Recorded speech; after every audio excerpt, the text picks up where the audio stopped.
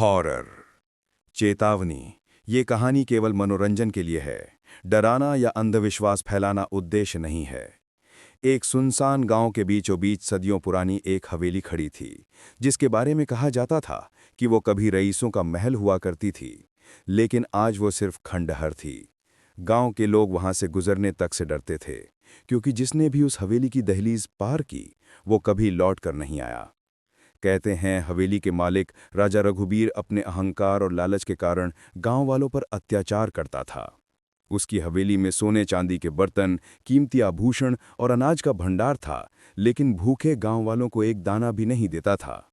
गांव के पुजारी ने कई बार चेताया कि गरीबों का हक मत मारो, वरना अनर्थ होगा, लेकिन रघुबीर अपनी अकड़ में अंधा था।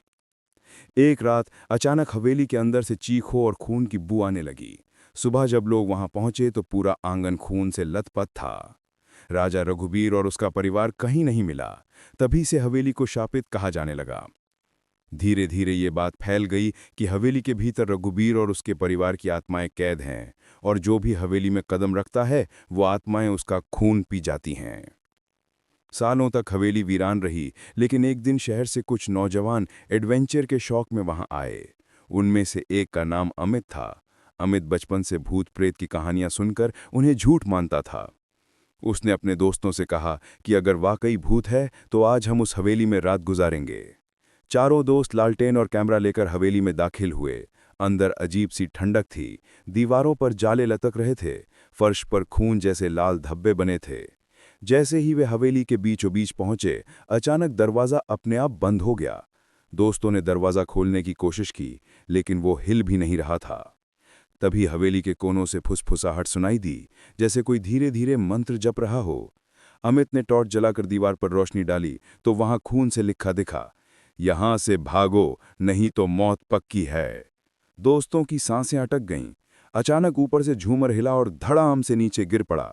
चारों बाल बाल बचे, लेकिन अब डर उनके चेहरे पर साफ दिख रहा था। उन्होंने हवेली का पिछला दरवाज़ा ढूंढने की कोशिश की। तभी सीढ़ियों पर सफ़ेद साड़ी में एक औरत खड़ी दिखाई दी। उसके हाथ में सोने का हार था और आंखें अंगारों की तरह जल रही थी। उसने कांपती आवाज में कहा, जो मेरा था उसे लौटाओ। सबके हाथ पांव कांप गए। एक दोस्त बोला, हमें कुछ नहीं चाहिए, हमें जाने दो। लेकिन औरत की परछाई धीरे धीरे उनकी ओर बढ़ रही थी। अचानक हवा को तेज झोंका आया और चारों के लालटेन बुझ गए। अब सिर्फ अंधेरा और वो औरत थी। अमित ने हिम्मत दिखाते हुए मोबाइल की फ्लैशलाइट जलाई। तभी वो औरत अचानक गायब हो गई, लेकिन पीछे से किसी की कराहने की आवाज आई। मुड़कर देखा तो उनका एक दोस्त खून में लथपथ पड़ा था। उसकी गर्दन पर गहरे निशान थे, जैसे किसी ने नुकीले नाखूनों से नोच दिया हो। बाकी तीनों चीखते हुए सीढ़ियों से भागे, लेकिन सीढ़ियां जैसे कहीं खत्म ही नहीं हो रही थीं। बार बार वही रास्ता लौट आता, जैसे वे एक चक्रव्यूह में फंस गए हों। तभी अमित ने महसूस किया कि दीवारों पर लाल रंग से नहीं, बल्कि ताज़ा खून से लिखा था। उसकी उंगलियों से खून टपक रहा था और वो जाने अनजाने खुद उन शब्दों को लिख रहा था। तभी उसे लगा कि उसके पीछे कोई खड़ा है। उसने पलट कर देखा तो राजा रघुबीर की भूतिया शक्ल थी। चेहरा जला हुआ, आंखें खून से भरी और होठों पर विकृत मुस्कान। उसने गरज कर कहा, जिसने भी मेरी हवेली की चौखट लांघी वो जिंदा नहीं बचा। अमित और उसके दोस्त दहशत से पागल होकर भागे, लेकिन हर दरवाजा बंद, हर खिड़की सील, हर रास्ता बंद।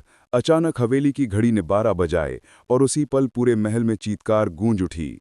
अमित का कैमरा अपने आप ऑन हुआ और स्क्रीन पर दिखने लगा कि वे सब दोस्त नहीं, बल्कि खून से सने कंकाल हैं जो हवेली की दीवारों पर लटकाए गए हैं। अमित की चीख फूट पड़ी, लेकिन उसकी आवाज़ सिर्फ हवेली की चार दीवारी तक ही सीमित रह गई। बाहर गांव वाले सुबह तक इंतजार करते रहे, लेकिन कोई भी दोस्त बाहर नहीं आया। जब दरवाज़ा खोला गया तो हवेली खाली थी। सिर्फ चारों का कैमरा बीच में पड़ा था, जिसमें आखिरी रिकॉर्डिंग में अमित की चीख और रघुबीर की हंसी गूंज रही थी। और तभी गांव वाले कांपते हुए फिर से हवेली के दरवाजे बंद कर गए और ताला जड़ गया। लेकिन कहते हैं आज भी आधी रात को उस हवेली से हंसी और चीखें सुनाई देती हैं और खिड़कियों में लाल आंखें झांकती हैं।